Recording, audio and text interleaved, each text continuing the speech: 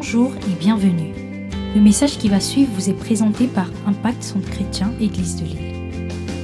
Nous croyons qu'en l'écoutant, vous serez édifiés, encouragés, transformés et propulsés comme une flèche vers votre destinée en Christ. Nous vous souhaitons une excellente écoute et que Dieu vous bénisse. Nous continuons sur les actions de grâce. C'est bon, n'est-ce pas?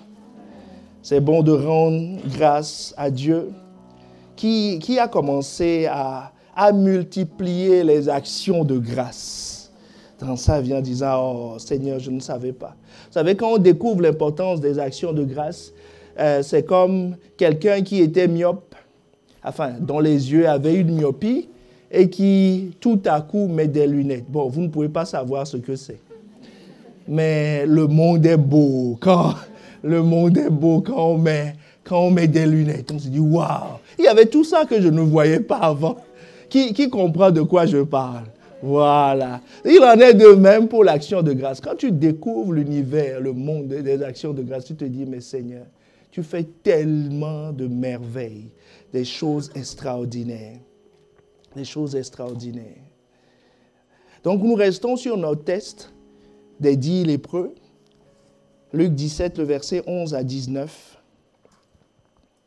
Aujourd'hui, je vais te parler de comment conserver et multiplier ton miracle.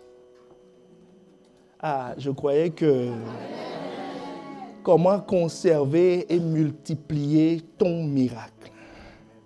Luc 17, le verset 11 à 19. Jésus, en se rendant en Jérusalem, passait entre la Samarie et la Galilée.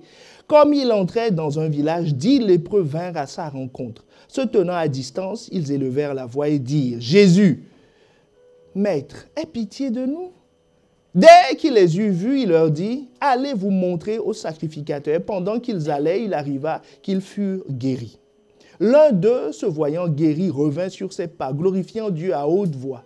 Il tomba sur sa face aux pieds de Jésus et lui rendit grâce. C'était un Samaritain. Jésus, prenant la parole, dit, « Les 10 n'ont-ils pas été guéris?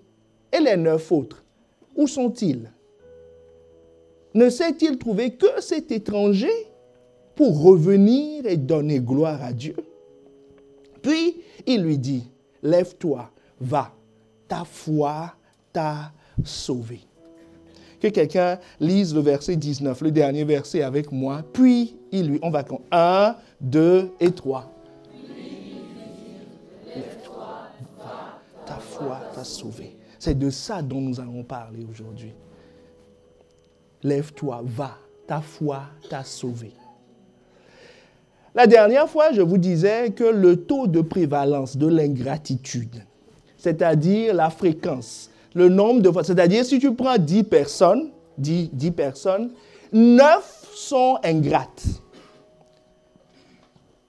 Donc, si une maladie a ce taux de prévalence, ça va être déclaré cause nationale. Est-ce que quelqu'un me suit? Parce que c'est vraiment un problème. Ça veut dire que sur 10 personnes, 9 sont ingrates. C'est ce que Jésus est en train de nous dire. 9 personnes ne reviendront jamais dire merci. 9 sur 10. Tu imagines? Donc, quand on trouve quelqu'un qui dit merci, il faut prendre une photo avec lui. Parce que c'est une denrée rare. Il y a un corps de métier. Chaque fois que tu les appelles, tu ne les vois jamais. Tu ne trouves jamais. Et puis un jour, j'ai vu un. Je ne vais pas vous dire quel métier c'est. Parce qu'on est suivi. Et je vois un. Je lui ai dit, « Madame, puis-je vous toucher ?» J'ai dit, « C'est vrai. C'est vrai ça? Vous êtes ici? » Elle me dit, « Mais oui, mais pourquoi? » Je dis, « Mais vous savez, depuis que je suis dans ce métier, je n'ai jamais vu quelqu'un de chez vous. » Elle me dit, « Ah bon, je dis, avant de partir, on prend une photo. Parce que je dois montrer ça à mes collègues en disant, j'ai touché, j'ai vu, vous avez vu, j'ai même pris une photo avec. » Donc, c'est le cas de quelqu'un qui est reconnaissante. Si tu vois quelqu'un qui est reconnaissante, ne le laisse pas partir. Hein. Prends une photo. Parce que c'est vraiment un événement. Parce que tu trouveras ça qu'une fois sur 10. Est-ce que quelqu'un me suit? Une fois sur 10. 9 fois sur 10, certains vont dire, j'ai dit merci dans mon cœur. Et dans ces 9-là, il y en a qui vont dire, et puis encore, qu'est-ce qu'il a fait? Qu'est-ce qu'il a fait pour moi? J'aurais pu le faire moi-même. C'est un concours de circonstances, ainsi de suite. Donc, Jésus est en train de parler d'un problème extrêmement fréquent. Extrêmement fréquent. Et nous avions compris que la définition de l'action de grâce, c'est ce que Jésus dit au verset 18. Ne s'est-il trouvé que cet étranger pour revenir et donner gloire à Dieu? C'est ça le point. Dire que Dieu a fait quelque chose dans ma vie et que je lui suis reconnaissant, c'est donner gloire à Dieu. C'est donner gloire à Dieu. C'est ce que ça veut dire, l'action de grâce. Les actions de grâce signifient je donne gloire à Dieu. Donc, si tu donnes gloire à Dieu, ça veut dire que tu reconnais que Dieu est la source. Que ce qui s'est passé, c'est Dieu qui l'a fait. C'est ce que le 10e lépreux a reconnu. Il a fait un lien. Il ne faut pas dire que c'est logique. Parce qu'ils étaient lépreux depuis des années. Ce n'est pas de jeunes lépreux. Est-ce que tu me suis? Ils ont quelques années dans la lèpre. Donc, ils sont en train de marcher. Si on veut parler en homme sensé, vous avez croisé un monsieur, le monsieur vous a dit, allez voir le sacrificateur. Et sur la route, vous avez été guéri. Donc, il y a quand même un lien de cause à effet entre ce que le monsieur a dit et ce qui vous est arrivé. Parce que ce n'est pas la première fois que vous croisez des gens sur le chemin. Et ce n'est pas hier, la veille, que vous avez la lèpre. Donc, il y a forcément une relation. Donc, comme ils sont tous intelligents, donc ils ont quand même fait le lien. Puisque c'est eux tous qui ont crié « Aie pitié de nous ». Le texte ne nous dit pas que le porte-parole du groupe était le Samaritain. Est-ce que quelqu'un lit que le porte-parole était le Samaritain? Non, c'est eux tous qui criaient « Aie pitié de nous, aie pitié de nous », espérant que celui qui va crier plus fort aura son miracle. Mais finalement, Jésus dit « Vous tous, allez ». Est-ce que quelqu'un me suit? Donc, il y a une relation de cause à effet. Mais qu'est-ce qui différencie ce Samaritain des autres?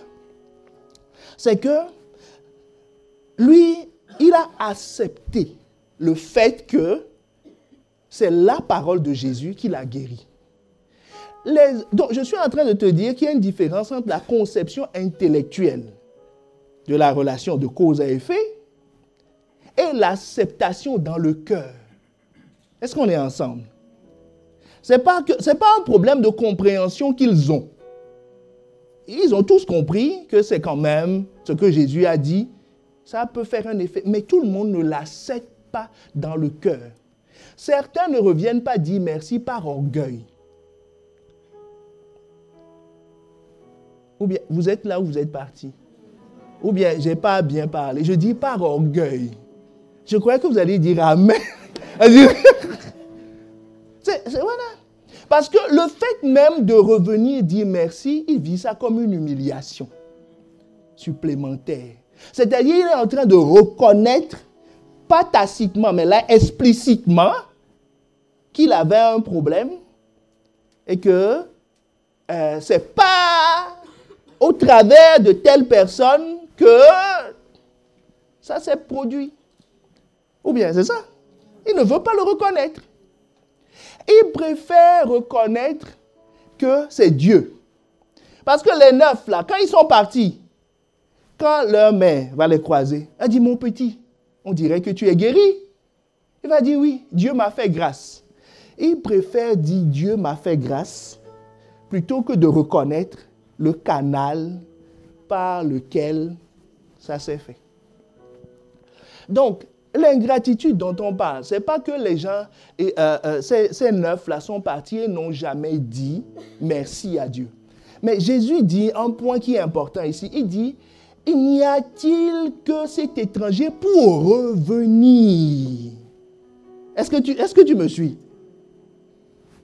Pour revenir, pour dire et dire merci. Donc les deux sont liés. Est-ce qu'on est ensemble? Les deux sont liés. Le tout, ce n'est pas d'aller dire dans le coin de sa chambre, merci Seigneur, hein, tu m'as béni, gloire à Dieu. Dieu dit oui, mais je t'ai béni au travers de quelqu'un. Est-ce que tu es retourné? Je t'ai béni au travers d'une église, je t'ai béni au travers de... Est-ce que tu es retourné? Jésus dit, pourquoi il n'y a que celui-là qui est revenu pour dire merci? Est-ce qu'on est ensemble? Dire merci, donner une action de grâce, c'est identifier la source, certes, mais c'est mettre le miracle avant... Non, mettre la source au-dessus du miracle. C'est-à-dire se rappeler que Dieu est plus important que le miracle. Si tu tiens Dieu, c'est mieux que d'avoir un miracle.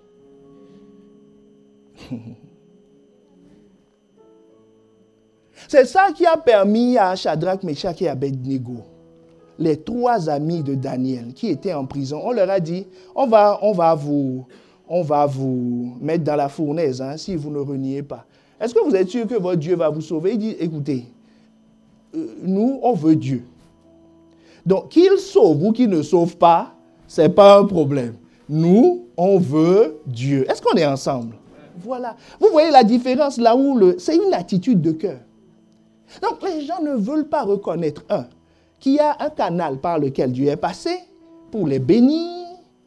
C'est pour ça que les gens viennent, par exemple, à l'église, vous imaginez, pour chercher un miracle. Et dès qu'il a le miracle, tu ne le reverras plus à l'église. C'est fini. Bye bye, ciao. Il va dire merci à Dieu à la maison. Et il dit merci à Dieu, merci Seigneur. Tu as fait de grandes choses dans ma vie. Après, il dit, oh, j'ai plus le temps. Avant, non, les enfants. Mais cet enfant-là, quand tu cherchais, tu étais à l'église. Tu avais le temps. Oh, est-ce que ça parle à quelqu'un? Tu avais le temps. Quand tu avais le problème, le feu. Quand le feu ou le gros chien te poursuivait. Oh, si l'église ferme, tu dis, pourquoi vous avez fermé? Est-ce qu'on ne peut pas ouvrir? Il faut laisser ça, c'est un lieu public. J'ai envie de prier, ceci, cela. Mais dès que le problème est résolu, j'ai plus le temps. Je ne reviens plus dans cet endroit.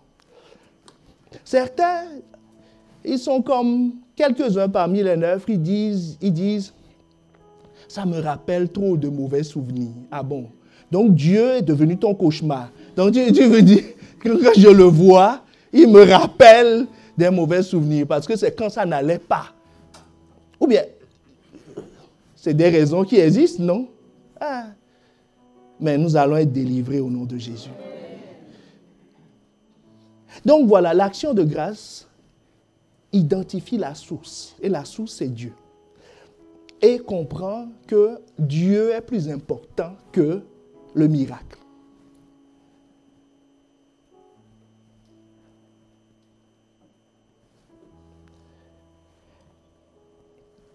Mais dans cette histoire, Jésus nous montre son réel désir.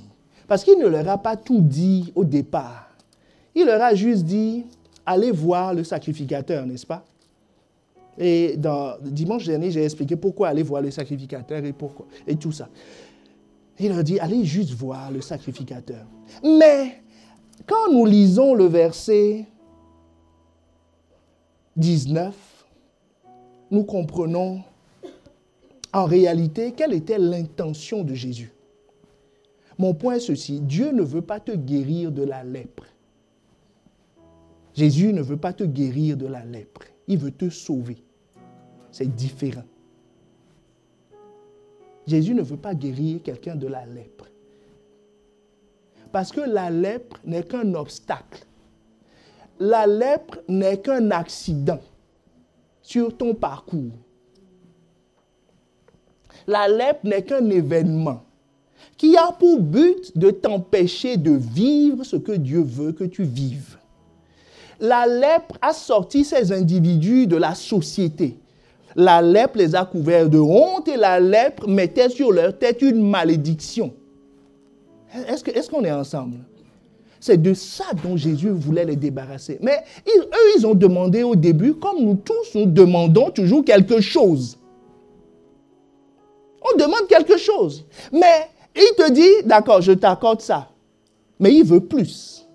Il veut te donner plus.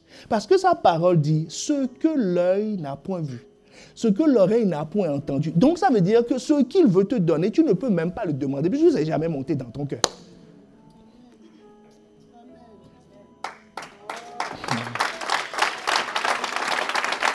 C'est ce que lui veut te donner, mais il ne te le dira pas.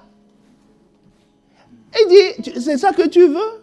C'est pour ça que c'est lui-même qui crée les problèmes, et les problèmes sont des portes d'entrée.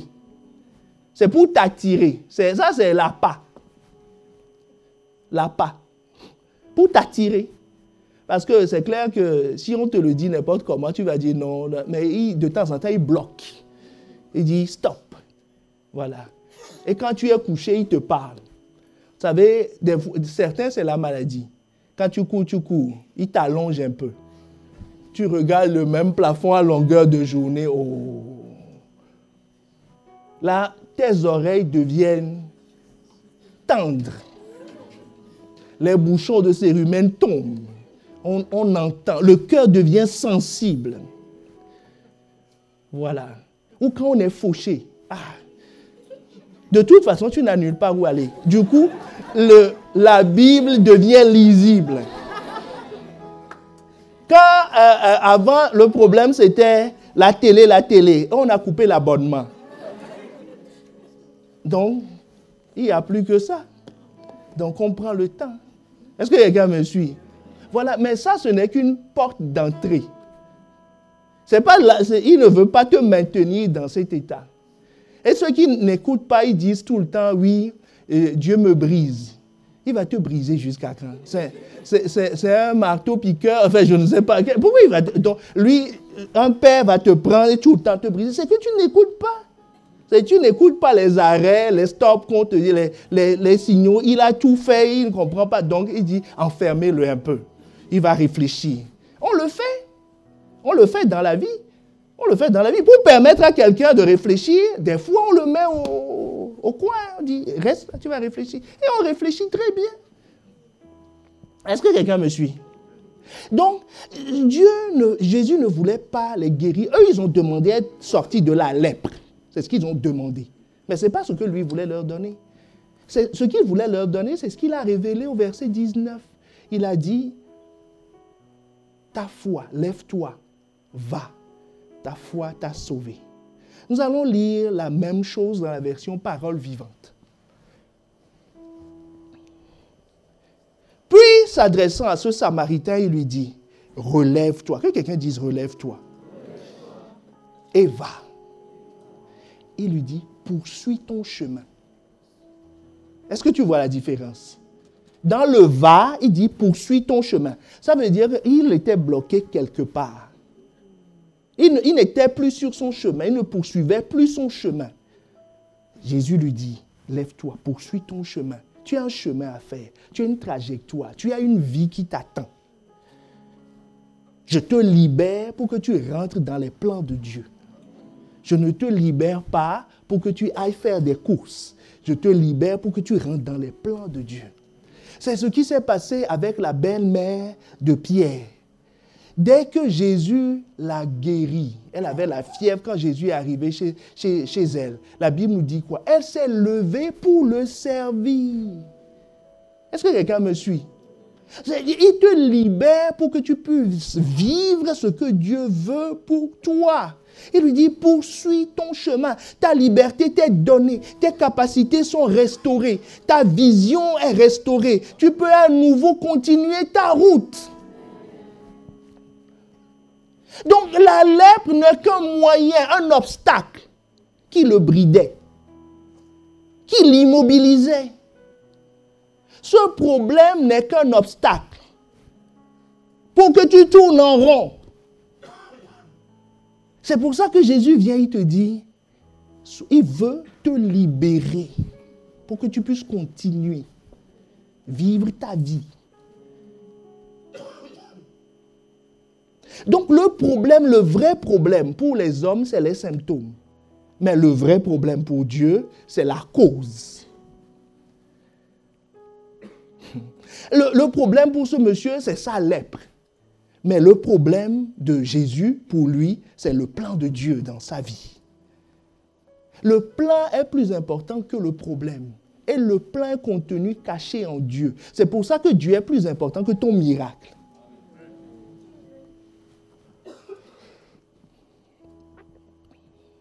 Donc, quand Dieu fait ces choses, en fait, il y a un moyen de passer du miracle au plan. Est-ce que quelqu'un me suit?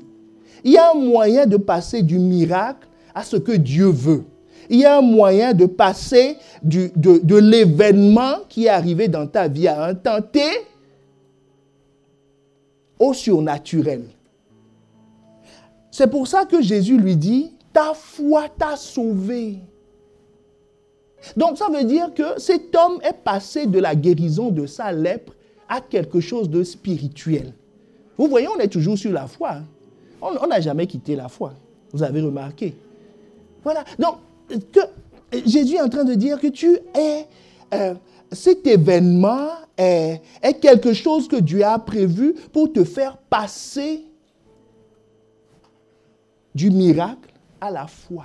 Parce que la foi vient de ce que l'on entend.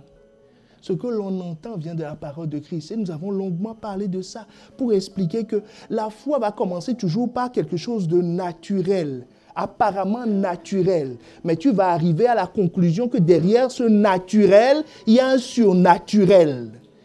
Et quand tu l'admets, pas quand tu le comprends, c'est quand tu l'admets que tu bascules dans l'univers de la foi. Parce que les 9 ont été guéris de la lèpre aujourd'hui. Mais ils n'ont pas repris leur route. Ils n'ont pas repris leur route. Hein. Je veux dire leur route dans la vie. Pas du tout. C'est pour ça que les gens, ils disent, non, Dieu m'a ouvert une porte. Alléluia. J'ai plus trop le temps. Oui, mais la porte est dans un plan. Est-ce que tu me suis? C'est dans un plan. Ton salut est dans un... Enfin, la délivrance de cet événement, quand tu étais sauvé de cet accident, tu étais sauvé de quelque chose, c'est pour que tu vives pour quelque chose. Ça rentre dans un plan. Si tu te limites à ça et que tu es parti, ben, tu n'es pas dans le plan. Tu es en train de perdre ton temps. Est-ce que quelqu'un me suit? Autrement dit, peu de temps après, tu vas te retrouver perdre ce que tu as gagné. Vous voyez pourquoi les gens vivent un miracle à un temps T? Ils témoignent de façon avec des larmes. Oh Seigneur, tu as fait. Et puis quelques temps après, tu dis, mais quel est le bénéfice de ce plan? Pourquoi Dieu t'a sauvé?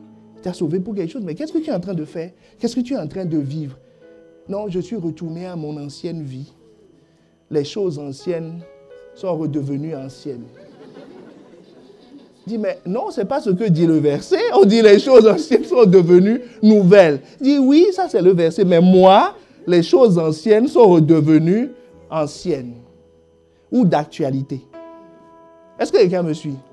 Donc, c'est comme s'il a sorti la tête de l'eau, il a respiré un coup et il a été replongé. Mais tu n'es pas une baleine. Les baleines font ça, mais pas toi. Est-ce que quelqu'un me suit? Parce qu'il est sorti de la situation présente, mais il est toujours dans le même plan. Donc, la question que nous nous posons, c'est comment rendre ton miracle permanent? Parce que c'est ça la question.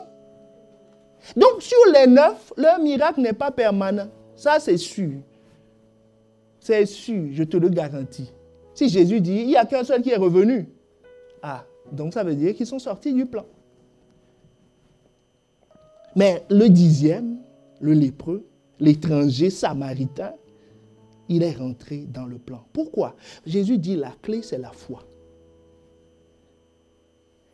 Hébreux 10, 38 nous dit, et mon juste vivra par la foi. Mais s'il se retire, mon âme ne prend pas plaisir en lui. Donc la foi, et Jésus dit, c'est ta foi qui t'a sauvé. Donc ça veut dire que la foi, par la foi, l'action de grâce te donne la capacité de vivre le miraculeux de façon permanente.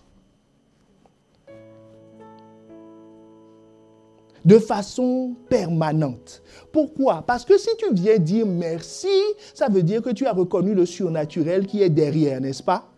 Quel est l'autre effet de la foi? Hébreux 11, le verset 3 nous dit, c'est par la foi que nous reconnaissons que le monde a été formé par la parole de Dieu.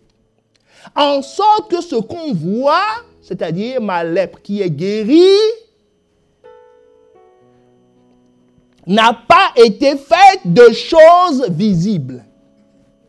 Il n'y a que la foi qui peut te permettre de voir ça. Pour venir dire merci, il faut la foi. Pour te montrer que derrière ce qui se passe, il y a un surnaturel et que ça vient de Dieu. Et que ce serait quand même bien de repasser et dire merci à celui-là.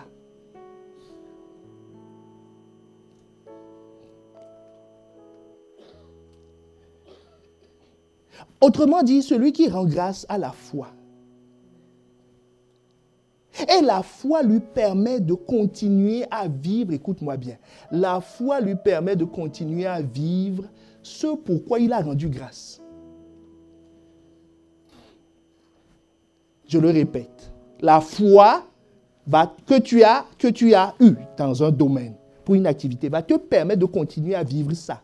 Cette foi va permettre à ce lépreux de rester guéri. Et de vivre les plans de Dieu concernant la guérison de la lèpre. Il va continuer à vivre ça. Mais s'il n'a pas la foi sera un événement dans sa vie. Enfin, la guérison de la lèpre sera un événement. Il va rassembler les enfants le soir autour du feu.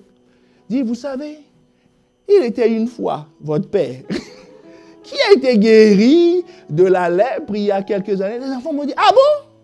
On n'en a jamais profité à dire, oh, vous aussi. Ben, c'est la réalité, les enfants disent, on n'a jamais profité de ça. Puisqu'on n'est pas dans ce plan. C'était un événement, heureusement que tu le racontes. Hein.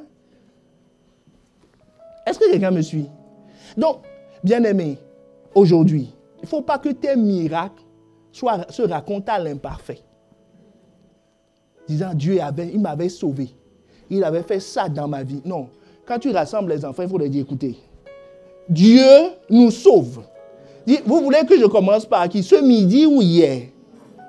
Pas des histoires de 1900 toujours.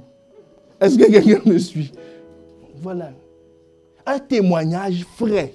Parce que tu continues à vivre ce plan de miraculeux. Vous savez, quand on ne rend pas grâce à Dieu,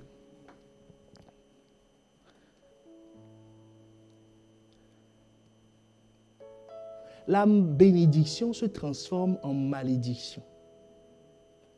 Avant, je n'y croyais pas. Enfin, je n'y croyais pas.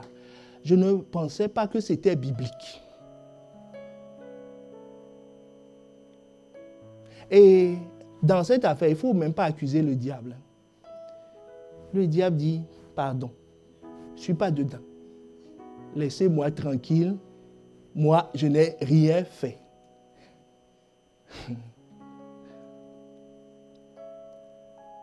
Bon, si on le dit dans un autre sens, je suis en train de parler de l'action de grâce rend la bénédiction permanente dans ta vie. Permanente, l'action de grâce. Allons dans Malachie 2, versets 1 à 3. Nous allons établir les bases bibliques de ce fait. Maintenant, c'est à vous, prêtres, que j'adresse cet avertissement. Qu'est-ce que la Bible dit? Cet avertissement. Donc, que celui qui a des oreilles pour entendre, entende. Dis à ton voisin, si tu as des oreilles pour entendre, entends.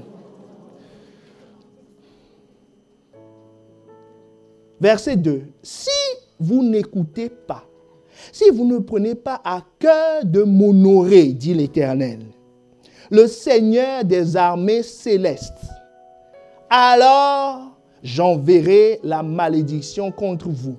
Oh, quelqu'un dit, oh, c'est pas grave, moi je suis déjà béni. Richement béni. Mais il dit, Et vos bénédictions, la suite. J'en ferai des malédictions. Vos bénédictions deviendront des malédictions. Est-ce que quelqu'un voit la chose? Il a été béni, hein? Il a été guéri, hein? Il a été sauvé, hein? Mais il dit, ta bénédiction, ce que tu appelles bénédiction aujourd'hui, va se transformer en malédiction. Oui, j'en ferai des malédictions, car aucun parmi vous ne prend à cœur de m'honorer. À cœur de m'honorer. C'est des prêtres, hein, en Israël. Donc tous les jours, ils offraient des sacrifices.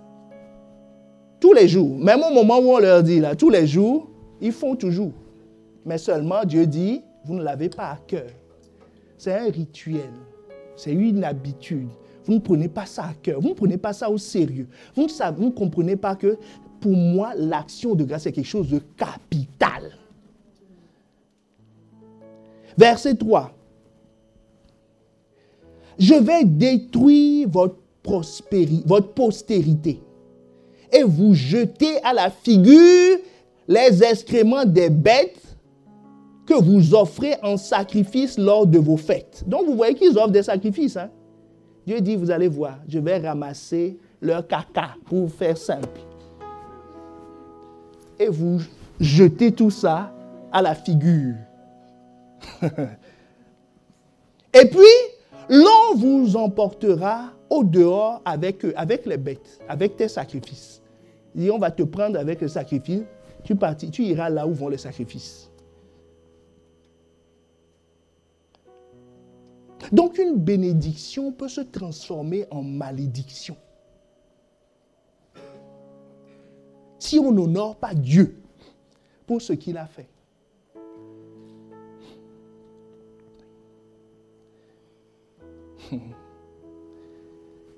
Des gens ont prié pour avoir un enfant ou un travail. Et ils l'ont eu, pas la prière. Ils l'ont eu. Et après, bye bye, ciao. Et le plus dramatique, c'est que des années plus tard, cette bénédiction devient source de problème. Vous en connaissez? C'est une vraie bénédiction. Il ne faut pas l'appeler plus tard enfant de malédiction. Non, non, non. L'enfant va dire non, non. Malachie 2, verset 2. Il dit, c'est toi qui nous as transformés en malédiction. Je n'étais pas né comme ça. Est-ce que quelqu'un me suit? Et les gens ont trouvé du travail. Ils ont prié. Ils ont trouvé du travail. Ils ont prié, une situation a été bouleversée. C'était une bénédiction. Mais avec le temps, c'est transformé en malédiction. C'est-à-dire source de problèmes. Casse-tête. Et là, les gens se demandent, est-ce que c'était Dieu? Est-ce que c'était même pas une malédiction qu'on m'avait envoyée à l'époque? Non, c'était une bénédiction. Est-ce que ça parle à quelqu'un? C'était une bénédiction, mais qui s'est transformée. Pourquoi? Manque d'action de grâce. Il y en a, le jour même, j'en ai déjà vu, le jour même ils reçoivent la bénédiction, ils ont déjà pris parallèlement une décision dans leur cœur que c'est fini. Le jour même où ils reçoivent la bénédiction, parallèlement, ils prennent la décision, Seigneur, merci. Bye bye, on se revoit au prochain problème. Mais j'espère qu'il n'y en aura pas parce que j'ai beaucoup souffert, j'ai beaucoup prié pour avoir ça. Toi aussi, tu es un peu dur quand même. On ne peut pas te demander la chose une fois et puis tu nous l'accordes. Il faut jeûner, il faut prier. Est-ce que quelqu'un me suit? Voilà. Et puis, bye bye, ciao. Le même jour. Et après, ils sont surpris que leur bénédiction devienne une malédiction, un problème. Mais la raison, tu la connais aujourd'hui. Dieu dit, c'est moi qui fais ça. Dis, laissez tranquille le diable. C'est moi-même. L'auteur de la bénédiction. Donc, tu peux chasser tout esprit de problème, esprit de stérilité, esprit de problème dans le foyer, esprit de problème dans la tête du patron. Parce qu'on avait bien commencé. Je ne sais pas pourquoi il a changé, il est devenu méchant. Et pourtant, on s'aimait bien au début. Il fallait voir nos débuts ici. Oui, mais c'est devenu une malédiction. Est-ce que quelqu'un me suit? Donc, tu peux chasser l'esprit de dispute, de convoitise et tout ça, jeûner. Tu vas maigrir, c'est bien. Mais sinon, le reste, Dieu dit, c'est moi-même qui suis la source du problème. Donc, tu ne pourras rien. Tu peux prier contre Dieu, chasser le Saint-Esprit par le Saint-Esprit. Et comment tu vas faire ça?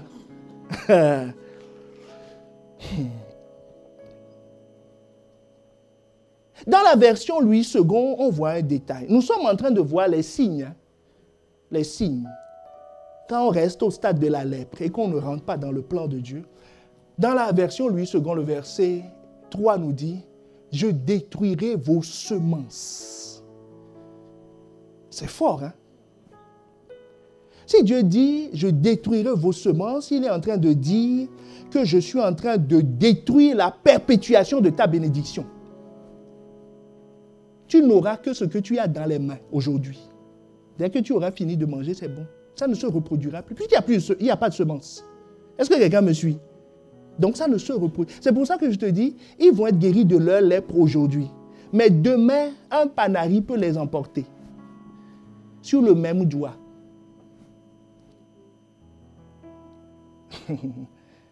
Parce qu'il n'y a pas de semences. Ça ne va pas durer. Ça ne va pas se perpétuer. Ça va s'arrêter là. Mais rappelle-toi, ce que Dieu veut, c'est que tu sois sauvé. Ce n'est pas que tu sois guéri. Ça veut dire, si les semences sont détruites, ça veut dire que la bénédiction, non seulement il ne pourra pas la conserver dans le temps, mais elle n'est pas transmissible. Est-ce que quelqu'un me suit? Ça n'ira pas aux enfants. Ça restera là, c'est fini. Ça n'ira pas aux enfants. Que Dieu nous garde.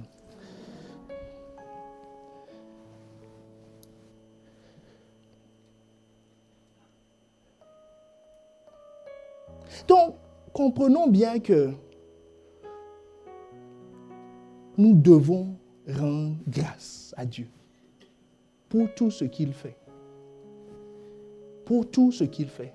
Je suis juste en train de te parler de la bénédiction qui devient permanente. Je ne te parle pas encore de la multiplication. Nous parlons juste de la bénédiction permanente, que tu puisses garder et en jouir, qui puisse se reproduire dans ta vie. Qu'est-ce qui te permet de faire ça? C'est que quand tu dis merci, ça veut dire que tu as pris conscience que le surnaturel est derrière. Donc tu as compris que c'est des principes qui ont conduit à ça. Si c'est des principes qui ont conduit à ça, ça t'a donné la foi. La foi vient de ce que l'on entend. La foi vient toujours d'une parole. La foi vient toujours d'une instruction. Donc tu vas garder cette instruction en mémoire. C'est ça qui va te permettre, chaque fois que tu veux produire ce miracle, tu remets en route cette instruction. Et tu auras le miracle. Ceux qui ont dit merci à Jésus, s'ils ont mal à la tête le lendemain matin, ils retourneront. Mais celui qui n'a pas dit merci, il va se fondre en excuses. Dit au fait, Jésus, j'ai voulu t'appeler, mais on dirait que le GSM ne passe pas. On m'a dit que tu étais descendu dans la mer morte et que le réseau n'est pas bon là-bas. Ou que j'avais pas de... Vous voyez pourquoi les gens, il va trouver des excuses. Au lieu de revenir simplement dire, pardon, je n'ai pas bien fait, je veux recommencer. Donc, je te disais, derrière ce miracle, tu vas découvrir qu'il y a un principe divin qui a conduit à ça. Et ce principe divin, c'est ça qui produit la foi chez toi. Nous allons prendre un cas pratique de situation quotidienne, banale, et nous allons voir comment tous ces principes-là s'appliquent. C'est-à-dire, Dieu donne, il attend une reconnaissance. On ne lui donne pas la reconnaissance. Comme on ne lui donne pas la reconnaissance, ce qui est qui est censé être une bénédiction devient un fardeau. La semence est maudite, ça devient stérile, ça ne se reproduit pas. Et quand qui dit ça ne se reproduit pas, dit automatiquement ça décroît.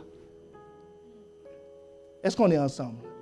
On va parler d'un sujet qui fâche. L'exemple de la dîme.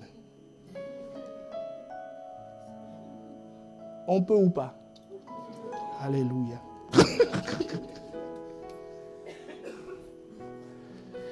Derrière, la dernière fois nous avions lu, qu'ai-je que je n'ai reçu?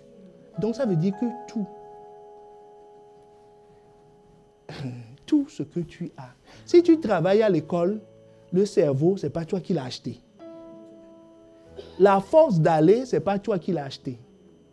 Le fait que tu manges les matins avant d'aller étudier, même si tu dis mon père ne me paie pas ça, il t'a au moins donné un nom, puisque tu as pu t'inscrire. On t'a demandé un nom, non? Quand tu étais là-bas, tu as pu écrire un nom. Tu n'as pas dit je suis X50, que c'est un nouveau. Tu as donné un nom. On t'a sociabilisé. Est-ce que quelqu'un me suit? Voilà. Il faut déjà dire merci pour ça. Moi, j'ai une carte d'identité. Si tu étais apatride, tu peux t'inscrire. Donc, c'est à cause de ça que l'État t'a accepté et qu'on t'a donné une bourse, à cause de ce nom. Est-ce qu'on est ensemble? Donc, les raisons... Et puis, quand tu étudiais là, tu as respiré pendant l'heure du cours, non? C'est la grâce de Dieu. Demande à quelqu'un qui a une insuffisance respiratoire, quel privilège c'est que de respirer, de pouvoir suivre. Donc, vous voyez? Donc, c'est une grâce. Donc, la dîme, tu es allé travailler. C'est pour ça qu'on t'a payé. La force, tu l'as trouvée où? Non, entre nous, tu l'as trouvée où? C'est parce que tu as bien mangé. Tu as pu digérer. Tu sais comment l'estomac fait pour digérer jusqu'à... Est-ce que tu sais comment ça fonctionne? Qui t'a donné tout ce... Qui t'a donné la force, la capacité de le faire? C'est Dieu. Regarde, 2 Corinthiens 3, le verset 5, qui nous dit « Ce n'est pas à dire que nous soyons par nous-mêmes capables de concevoir quelque chose, comme venant de nous-mêmes. Notre capacité, au contraire, vient de Dieu. » Est-ce qu'on est ensemble? Notre capacité vient de Dieu. Philippiens 2, le verset 13. « Car c'est Dieu qui produit en nous le vouloir et le faire, selon son bon plaisir. » Donc, honorer Dieu par le fruit de mon travail, c'est reconnaître que sans lui, je n'aurais pas pu. Qui à la fin du mois, quand il reçoit son salaire, dit merci au Seigneur de m'avoir permis, surtout quand tu reçois ta prime. Parce que si tu étais malade durant l'année, parce qu'il y a selon les entreprises, après quelques semaines, tu n'auras pas de prime. Oui, si tu as pu faire tout ça et que tu es qualifié, et que tes performances sont bonnes, ainsi de suite, qui, en recevant ça, lui dit merci Seigneur. Vous comprenez pourquoi Dieu nous dit de prier pour tous les aliments. Les gens croient qu'on dit de rendre grâce pour l'aliment. Mais les gens se focalisent plutôt sur les démons qu'il y a dans l'aliment, alors qu'il n'y en a pas. Quand il prie, ce n'est pas pour rendre grâce. Il dit Seigneur, merci de ce que je peux manger. Mais c'est parce qu'il a peur de la gastro. Dit au nom de Jésus, je chasse tout esprit de... On dit non, rends grâce de ce que tu as le privilège de manger. Ne dis pas que je gagne bien ma vie et que c'est ça qui me permet de manger. Dis Seigneur, merci. Merci de m'avoir donné à manger. C'est ce qu'il t'a dit de faire. Il n'a pas dit de chasser tous les démons de la terre. Satan ne mange pas ta nourriture. Il est esprit. Est-ce qu'on est ensemble? Il est esprit, il ne mange pas. On ne rend pas grâce. On dit, Seigneur, purifie de quoi? On dit que c'est bon. Prenez-le avec action de grâce. Donc, Seigneur, merci pour ce repas. Au lieu de commencer par le Dieu d'Abraham, d'Isaac et de Jacob, jusqu'à, on va avoir faim, on va commencer à avoir... Et puis on dit, mon frère, il dit, amen, on va manger. Est-ce que quelqu'un me suit? Est-ce que quelqu'un me suit? Donc, le travail, le fruit de ton travail, tout fruit de ton travail, en fait, tu dois honorer Dieu pour ça. Parce que c'est lui qui t'a donné la capacité. Regardez ce que notre père Abraham a compris. Genèse 14, verset 18 à 20. Melchisédek, roi de Salem, fit apporter du pain et du vin. Il était sacrificateur du Dieu très haut. Le contexte est lequel? Abraham est parti en guerre, lui seul. Lui seul. Seul Abraham contre plusieurs rois. Hein? C'est une famille qui se bat contre des pays. Et il a gagné. Donc, quand il a ramassé tous les butins, il revenait à la maison. C'est là où il a croisé Melchisédek sur le chemin. Est-ce qu'on est ensemble? Il a croisé Melchisédek. Et Melchisédek l'invite. C'est là où ils ont fait la première sainte scène. Il fit apporter du pain et du vin. Il était sacrificateur du Très-Haut. Il bénit Abraham et dit, béni soit Abraham par le Dieu Très-Haut, maître du ciel et de la terre. Verset 20. Béni soit le Dieu Très-Haut qui a livré tes ennemis entre tes mains. Et Abraham lui donna la dîme de tout.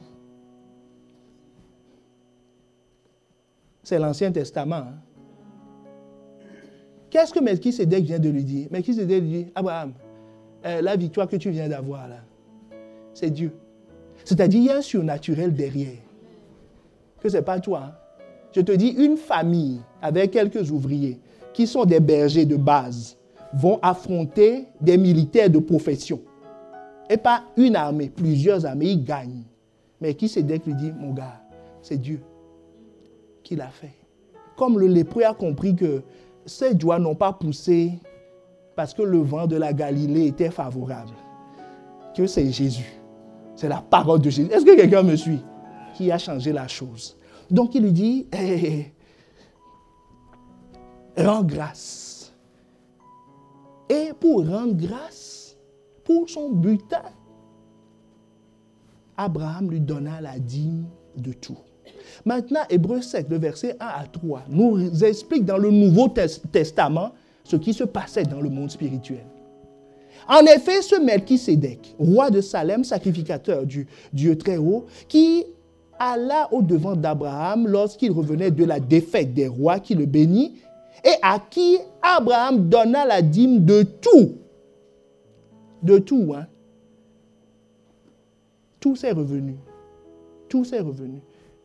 L'argent des parents, la location, la bourse, tout, on dit tout. Tout ce qu'il rentrait dans sa vie.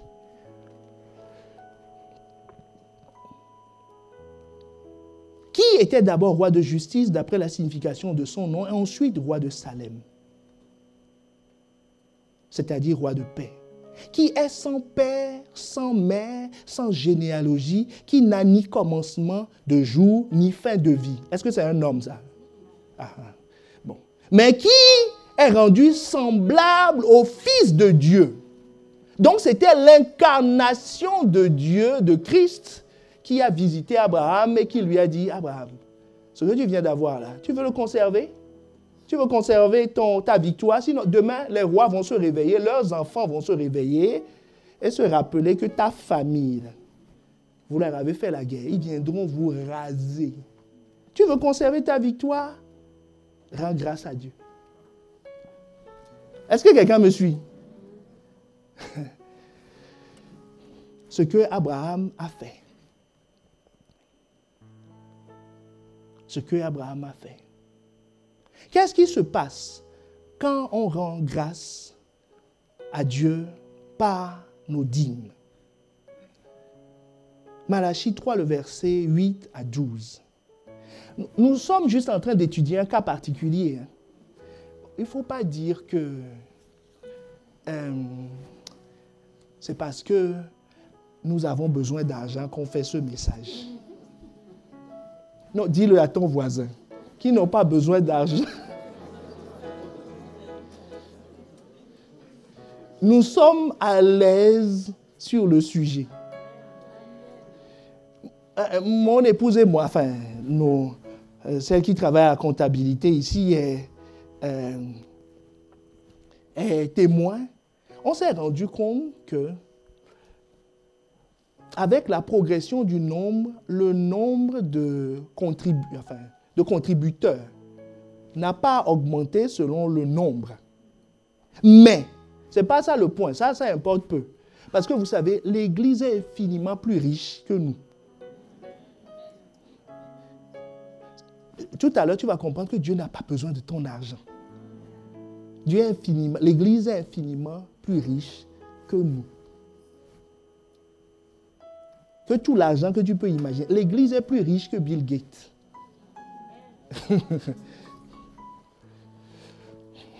Ou Jeff Bezos, si vous voulez. Ou les trois réunis. L'Église est infiniment plus riche. Tu vas comprendre tout à l'heure pourquoi. Nous avons constaté que ceux qui sont fidèles dans leur dîmes et offrandes, leur contribution augmente. Est-ce que tu vois? Ce n'est pas logique, hein? C'est-à-dire, ils donnent de plus en plus.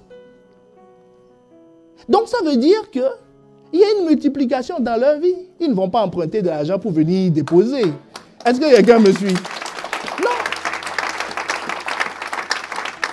Donc là, je suis en train de te donner des statistiques locales.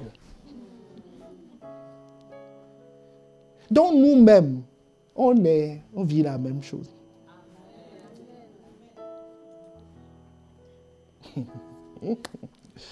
Nous-mêmes, on vit la même chose. Les stars nous ont fait une surprise la dernière fois. Et que Dieu les bénisse. Et avant même qu'ils nous rendent dans la semaine, le matin, je crois le matin ou la veille, je disais à mon épouse, j'ai reçu une consigne de semer dans la vie. Donc, votre cadeau a transité par... a transité par la table. Est-ce que tu me suis? A transité par la table parce qu'il faut quand même qu'il voit la maison. Donc, on lui a montré la maison, que c'est ici, on habite. Et puis, hop, parti. Parti. Parce qu'on croit à la loi de la semence. C'est reparti aussi vite. Et en retour, des bénédictions. Est-ce que quelqu'un me suit? Voilà. Donc, c'est pour te dire qu'on est détendu. Par rapport, il ne faut pas voir derrière un piège où nous-mêmes, on est de gros contributeurs. Donc, Amen. Revenons à Malachie. Hein? Revenons à Malachie. Donc, un homme trompe-t-il Dieu? Car vous me trompez. Et vous dites, en quoi t'avons-nous trompé? C'est Dieu qui répond maintenant, dans les dîmes et les offrandes. Vous avez été frappés de malédiction. Vous voyez, les signes se manifestent. Hein? Vous me trompez, la nation tout entière. Apportez à la maison du trésor toutes les dîmes, afin qu'il y ait de la nourriture dans ma maison. Mettez-moi de la sorte à l'épreuve, dit l'Éternel des armées. Et vous verrez si je n'ouvre pas pour vous les écluses des cieux. Donc, je vais provoquer une augmentation. Si je ne répands pas sur vous la bénédiction en abondance, pour vous, je menacerai celui qui dévore. Autrement dit, si vous me rendez votre connaissance par ce moyen, je vais dire à celui qui diminue les choses, stop. Ne touche pas à mes joints. Est-ce que quelqu'un me suit? Je vais lui dire. Mais si vous ne m'honorez pas, vous ne me rendez pas, je vais dire, mon gars, mange seulement.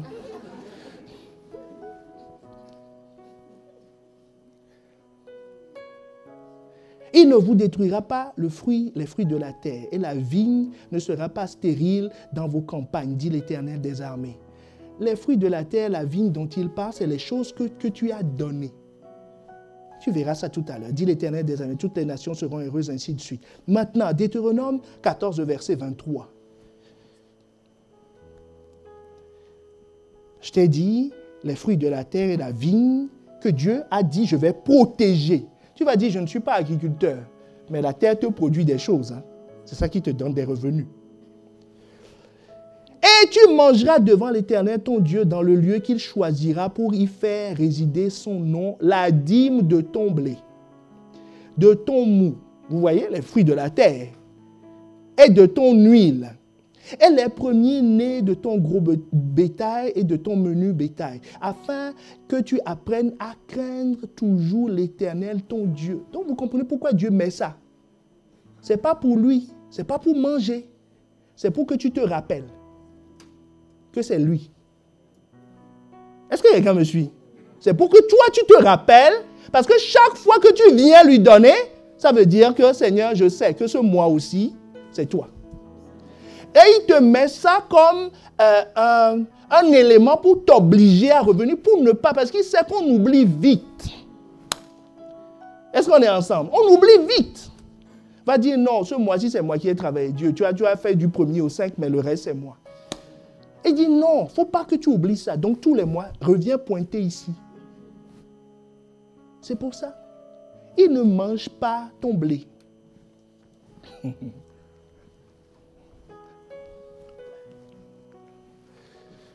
Est-ce qu'on est ensemble?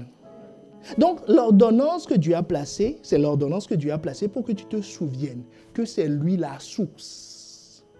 Il dit, sois conscient que c'est moi la source. Ne considère jamais le miracle qui est ton salaire, tes revenus, comme supérieur à moi. Rappelle-toi que c'est moi la source. Donc, comment tu vas te rappeler?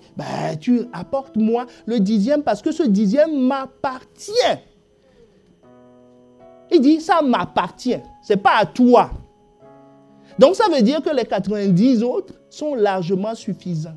Bon, maintenant, quelqu'un va dire, non, moi, j'ai des allocations. Mais ça te permet de vivre, non? D'être à la mode. Non. Ah oui, mais on s'habille convenablement. On va même en vacances avec les allocations. Voilà. Quelqu'un dit, non, moi, c'est l'argent des parents. Mais tu es toujours à la page aussi. Tu vas chez le coiffeur. Et ça ne t'empêchait pas, dans l'autre vie, d'aller en boîte. Ce qui est un frais, les parents n'ont pas subventionné ça. Est-ce que quelqu'un me suit?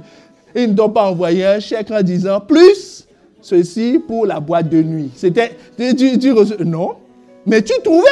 Est-ce qu'on est ensemble? Et tu trouvais.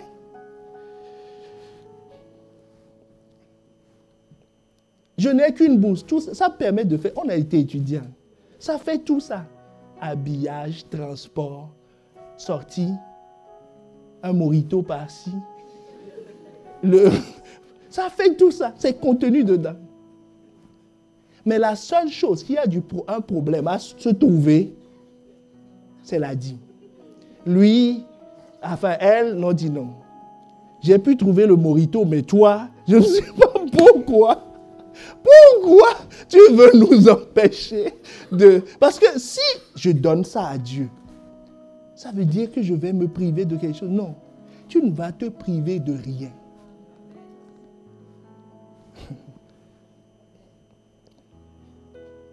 Est-ce que vous avez vu les symptômes? Dieu dit quand on ne donne pas, je maudis. Le revenu, c'est lui qui t'a donné, hein? Mais ça devient une malédiction. Et il dit, ça ne va pas se multiplier parce que je vais envoyer le dévoreur. Donc vous voyez que c'est l'action de grâce, ce qu'on avait lu précédemment, qui est en train de se produire. Donc, chaque fois qu'il y a un processus comme ça qui se produit, il faut être conscient qu'on a manqué d'action de grâce quelque part. Maintenant, le contre-exemple. Quand on rend grâce, le dévoreur ne vient pas. Le miracle devient permanent. Luc 7, le verset 40 à 50. Jésus prit la parole et lui dit, Simon, j'ai quelque chose à te dire. Vous savez quel contexte on est? C'est la femme qui a versé, qui a fait une offrande. Un parfum de grand prix qu'il a versé sur le pied de Jésus. C'est 300 deniers, c'est l'équivalent... c'est 500 deniers, c'est l'équivalent d'une année non, qu'est-ce que je dis? 300 deniers. C'est l'équivalent d'une année de salaire. Hein? Un parfum. Une année de salaire. qu'elle vient, pas sur sa tête, hein, sur son pied. Et elle prend son... pour essuyer. Et elle a jeté quelques larmes pour que ça s'étende bien.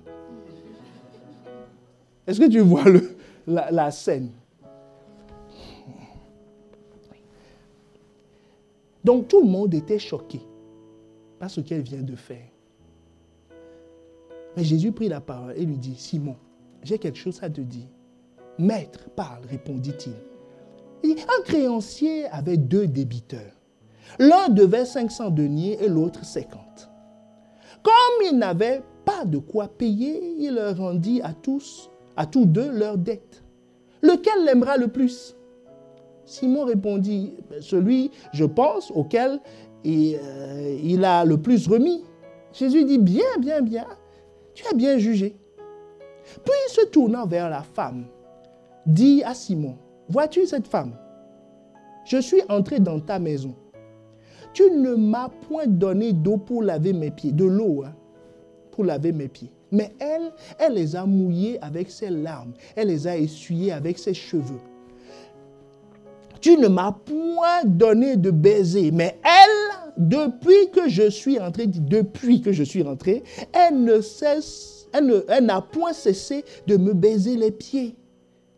Tu n'as point versé d'huile sur ma tête. Mais elle a versé du parfum sur mes pieds. C'est pourquoi je te le dis. Ses nombreux péchés ont été pardonnés. Car elle a beaucoup aimé. Vous voyez? Elle a beaucoup aimé. Quand on aime beaucoup, l'offrande devient facile. Mais quand on n'aime pas, on dit Jésus, tu es sûr. Tu es sûr. Une goutte de parfum, ça ne tirait pas? Non, Jésus dit la bouteille. Il dit non. Et il dit à la femme, tes péchés sont pardonnés. Ceux qui étaient à table avec lui se mirent à dire en eux-mêmes, qui est celui-ci qui pardonne même les péchés? Mais Jésus dit à la femme encore, ta foi t'a sauvé. Va en paix. Comme au lépreux. Pourquoi? Parce qu'elle sait que Jésus a chassé les démons, les nombreux démons de sa vie. Elle sait qu'elle peut reprendre le cours de sa vie à cause du miracle que Jésus a fait. Elle sait qu'elle était perdue. C'est une femme riche, hein? Un parfum d'une année, salaire d'une année qu'elle vient verser. Donc ça veut dire qu'elle a beaucoup d'argent. Mais elle dit, je dois rendre grâce. Rendre grâce pour cet homme, pour ce qu'il a fait dans ma vie. Et elle, c'est tout ce qu'elle voyait. Mais derrière, regarde ce que ça va produire. La permanence de son miracle. Marc 14, verset 9. Je vous le dis en vérité. C'est toujours Jésus qui parle.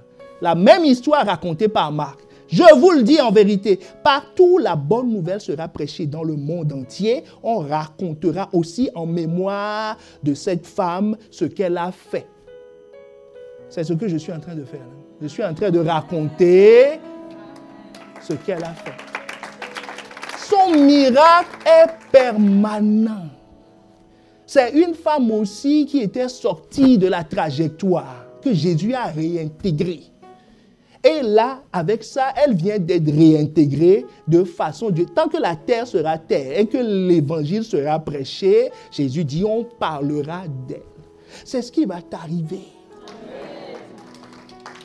Est-ce que quelqu'un me suit? C'est ce qui va t'arriver.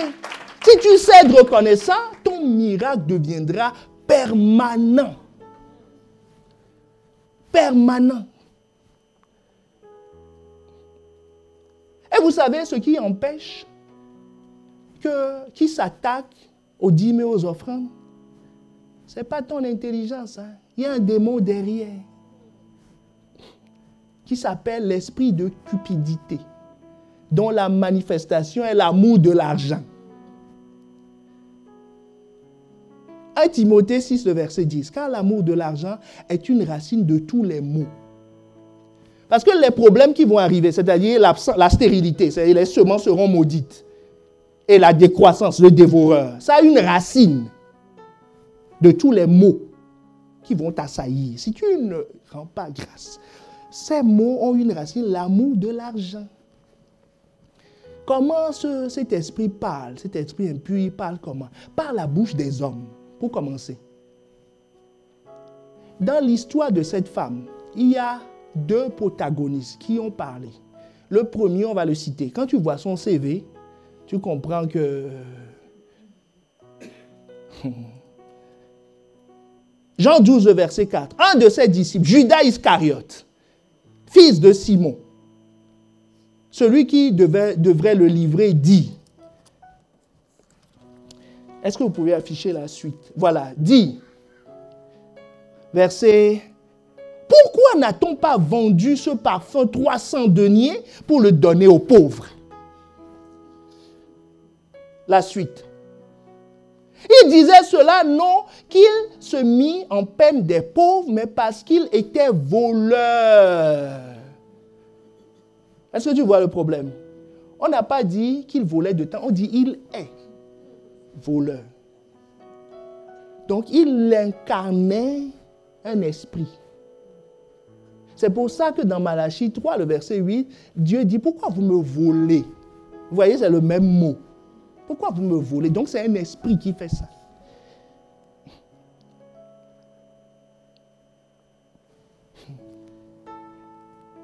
Et dans Marc 14, verset 4, la Bible nous dit, quelques-uns exprimaient entre eux leur indignation.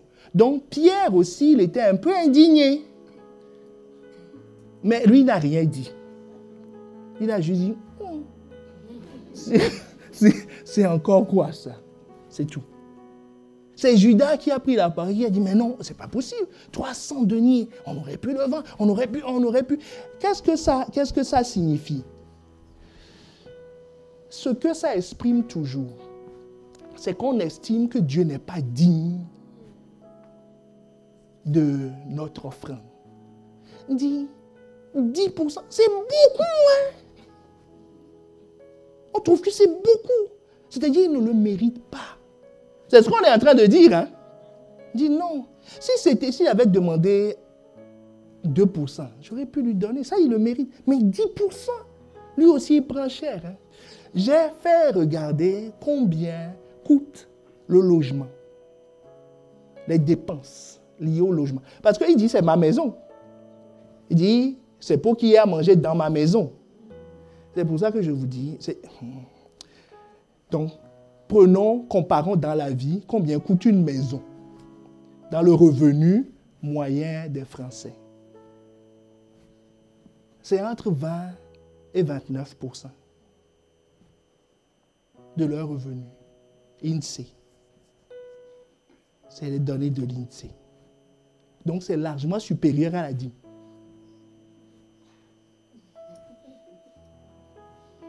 Mais ça ne pose aucun problème. Est-ce que ça pose problème à quelqu'un de payer son bailleur ou la banque pour les traites de la maison?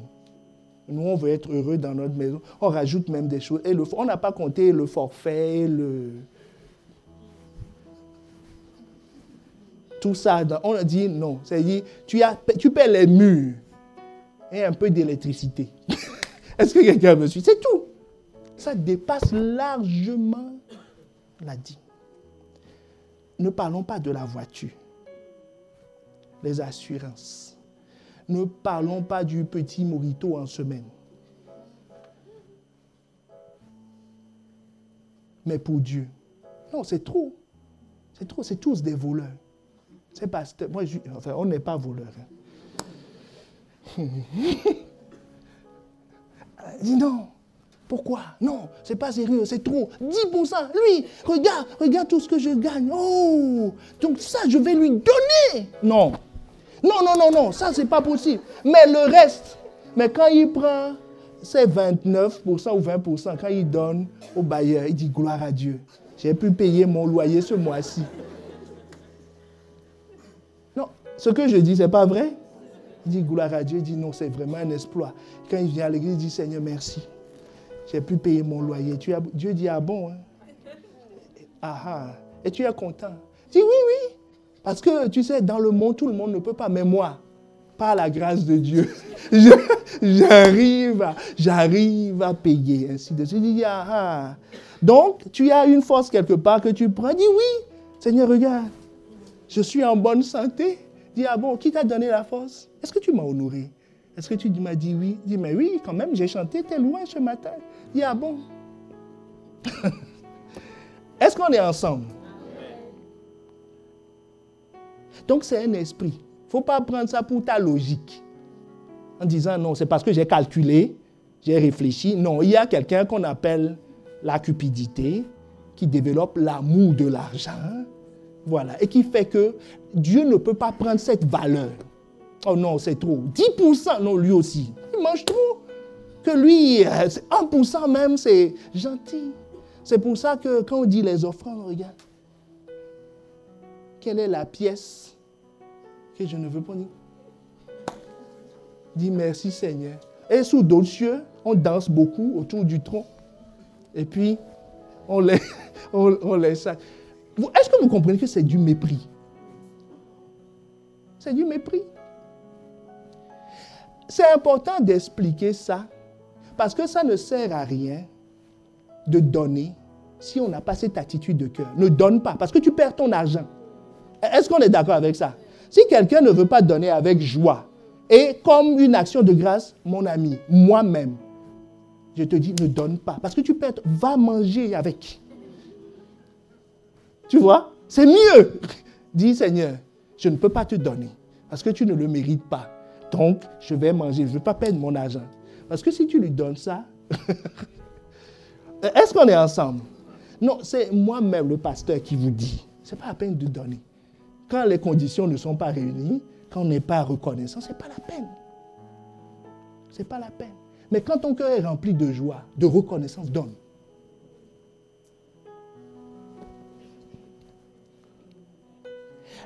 L'autre manifestation, à part le mépris, parce que c'est le mépris qu'on vient de voir. L'autre manifestation, c'est la peur de manquer. S'il ne te parle pas sous l'angle du mépris, parce que toi tu aimes trop Dieu, il va te parler sous l'angle de la peur de manquer. Il dit, tu es sûr, hein? Toi déjà, avant, quand tu ne payais pas avec 100%, tu ne t'en sors pas. Maintenant, tu vas passer à 90%, et dire, soyons sérieux, tu as été à l'école. Sois sérieux. Il ne faut pas écouter ce qu'ils disent là, c'est n'importe quoi. Il ne faut pas croire que c'est ton intérêt. Il y a quelqu'un qui te souffle ça de l'enfer. 1 Roi 17, le verset 12. Et il répondit, l'Éternel, ton Dieu, est vivant. Je n'ai rien de cuit. C'est la veuve de Sarepta. Le prophète est arrivé chez elle parce que Dieu veut la sortir du manque.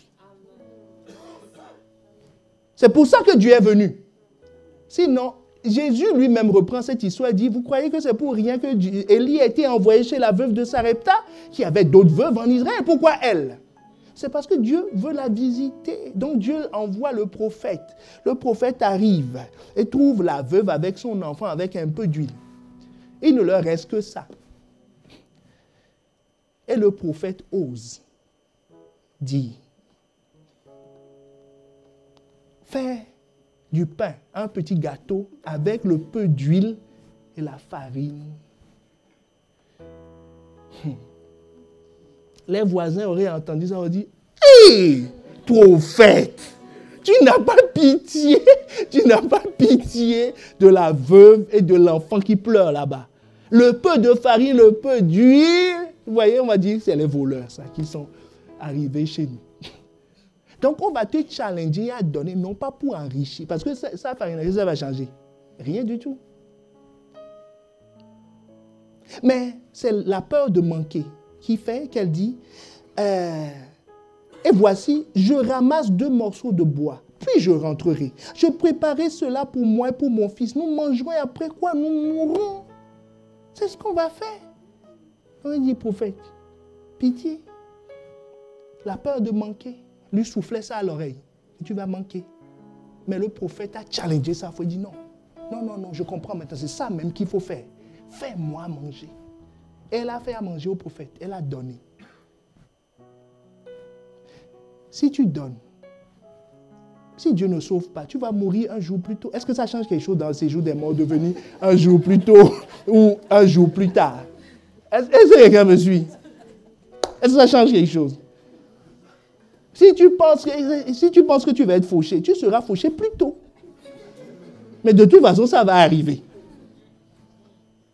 Mais elle n'a pas été fauchée du tout. Et la Bible nous dit que l'huile n'a pas manqué. La farine n'a pas manqué. Donc, je suis en train d'attirer ton attention sur le fait que pour que ta bénédiction reste permanente, il y a quelqu'un qui est derrière, qui veut empêcher ça. Il s'appelle l'esprit de cupidité, l'amour de l'argent. Et la Bible te dit que c'est la racine de tous les maux. Rapidement, deuxième action de l'action de grâce, ça multiplie tes bénédictions. On a dit conserver et multiplier. Il a conservé par ton obéissance. Et il multiplie maintenant. Par quoi? Toujours l'action de grâce. Nous sommes dans la multiplication des pains. Jean 6, versets 5 à 11. Nous allons vite. Ayant levé les yeux et voyant qu'une grande foule venait à lui, Jésus dit à Philippe, « Où achèterons-nous des pains pour que ces gens aient à manger ?» Il disait cela pour l'éprouver, car il savait ce qu'il allait faire. Philippe lui répondit, « Les pains qu'on aurait pour 200 deniers ne suffirait pas pour que chacun en reçût un peu. » Un de ses disciples, André, frère de Simon-Pierre, lui dit, « Il y a ici un jeune garçon qui a 5 pains d'orge et 2 poissons. Mais qu'est-ce cela pour tant de gens? » Donc, le jeune homme, on n'a pas réquisitionné son pain. Parce que si vous prenez le pain à l'enfant, il va bien crier sur vous. On est d'accord? Donc, ça veut dire que l'enfant, le petit, a donné volontairement.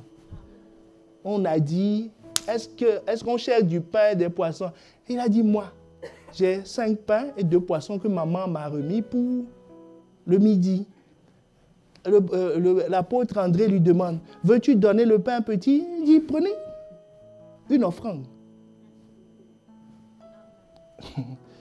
Que le petit a fait. Verset 10, Jésus dit, faites-les asseoir. Il y avait dans ce lieu beaucoup d'herbes. Ils s'assirent donc au nombre d'environ 5000 hommes. C'est-à-dire, du moment où tu rends grâce à Dieu, du moment où tu fais ton offrande, tu donnes, attends-toi, organise-toi, élargis tes limites, attends-toi à un retour. Par la foi. Est-ce qu'on est ensemble? Voilà. Et verset 11, regarde ce que Jésus fait. Jésus prit les pains et rendit grâce. Il dit, Seigneur, merci d'avoir pourvu pour ces 5 pains et 2 poissons. Il les distribua à ceux qui étaient assis et il leur donna de même les poissons autant qu'ils en voulurent. Donc ça veut dire que les 5 pains se sont multipliés. Jésus n'a pas prié en disant, feu du ciel, je commande la multiplication des pains maintenant tout de suite et j'ordonne que ça soit croustillant, cassable en deux, avec des variantes, jambon, lardon, ceci pour la foule. Non, il dit, Seigneur, merci pour ce que tu nous donnes là. Le peu. Le peu, merci. Merci Seigneur. Et il dit, Pierre, prends, donne. Donc, quand Pierre aussi prend, il a dit merci. Merci seulement. Et les gens prenaient, disaient merci Pierre, merci, merci, merci, merci. Et le pain se multipliait. Le pain se multipliait. Qu'est-ce qui a déclenché la multiplication des pains? L'action de grâce. Ton miracle, ton seul miracle que tu as eu est suffisant pour changer ta vie. Tu peux le multiplier à souhait. Si tu rends grâce, tu peux le multiplier à souhait. Le peu qui te reste, tu peux le multiplier à souhait. Si tu rends grâce. Si tu rends grâce. Vous savez, nous donnons souvent, non pas par action de grâce. Si je veux récolter des fonds maintenant, si je dis, tous ceux qui vont donner, je prophétise que cette semaine, vous allez avoir 100 fois ce que vous aurez investi, je vous assure, nous aurons beaucoup d'argent.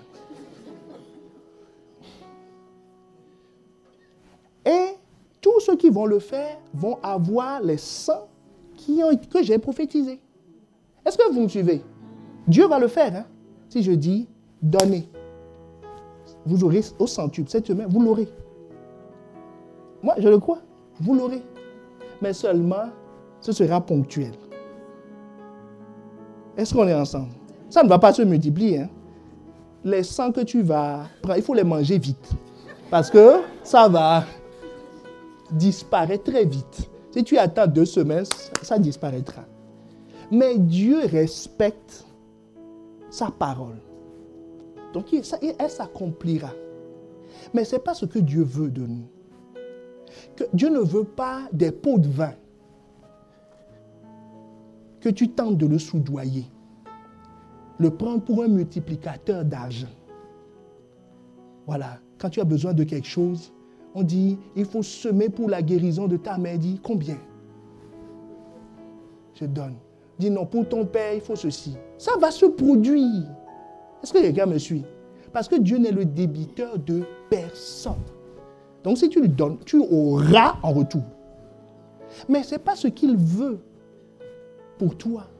Il veut que tu aies un style de vie. C'est pour ça qu'il veut que tu donnes des offrandes et des dîmes volontaires, mais dans l'action de grâce. Et tu as toujours des motifs d'action de grâce. Et quand tu fais ça, il est content. Quand il est content, il te multiplie. Multiplier veut dire, celui qui va donner, parce que j'ai dit, ça va se multiplier par 100, il aura de l'argent, point.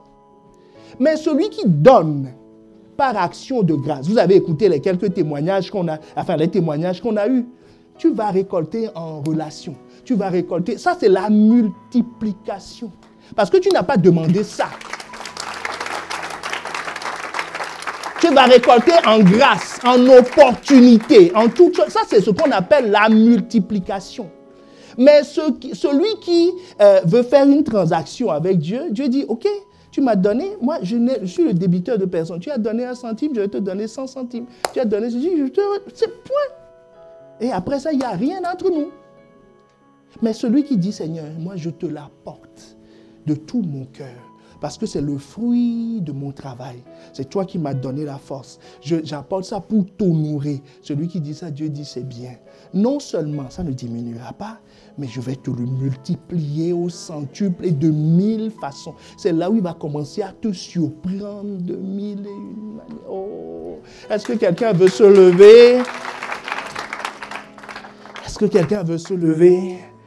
Élevons la voix. Élevons la voix, disons merci. Je crois qu'il y a beaucoup qui doivent demander pardon, donc commence par demander pardon.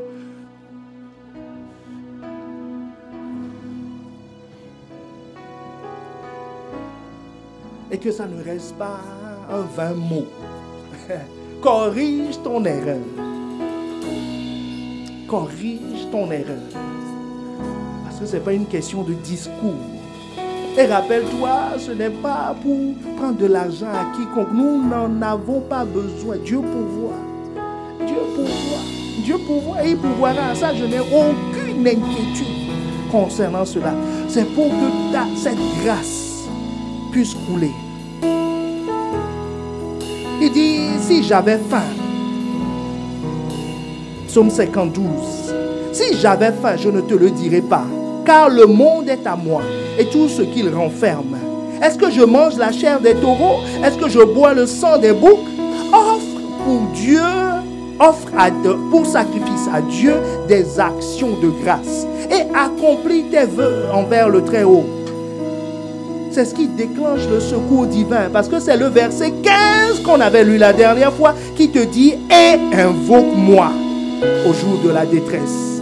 Je te délivrerai et tu me glorifieras. » Est-ce que quelqu'un veut élever la voix? Et commence par chasser l'esprit de cupidité de ta vie.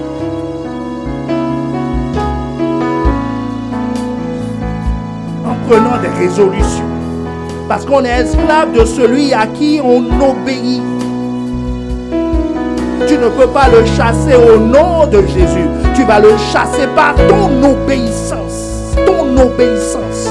Ton obéissance en disant, Seigneur, je prends une résolution. Je veux obéir à ta parole. Je ne veux plus te prendre comme multiplicateur d'argent, mais je veux venir avec action de grâce, action de grâce, action de grâce, action de grâce, avec foi, avec action de grâce, parce que je veux réjouir ton cœur, je veux honorer ton cœur.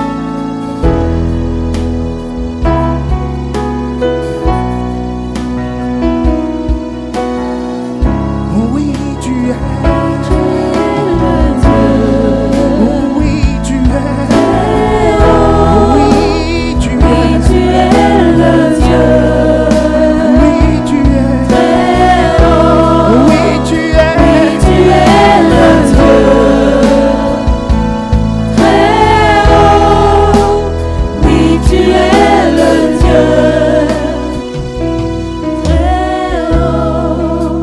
Je proclame que cette parole s'accomplit dans chacune des vies de ceux qui ont été fidèles dans ce sacrifice à Dieu d'action de grâce. Verset 14, il dit: offre pour sacrifice à Dieu des actions de grâce et accomplis tes vœux envers le Très-Haut.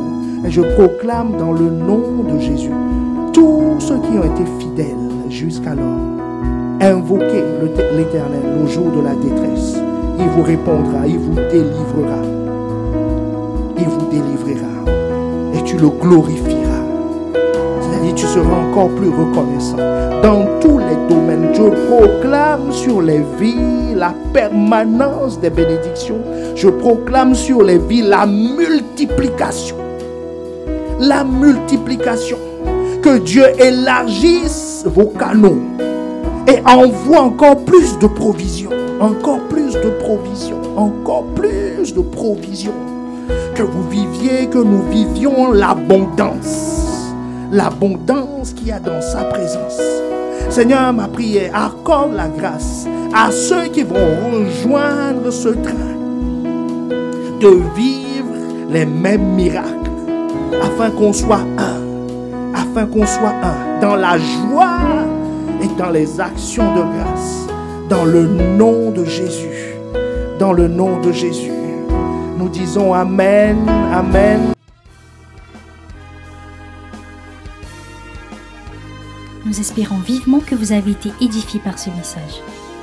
Pour en savoir plus sur notre Église, rendez-vous sur notre page Facebook Impact Centre Chrétien-Campus Lille ou téléphonez-nous au 33 7 83 88 23 16. À très bientôt et que Dieu vous bénisse.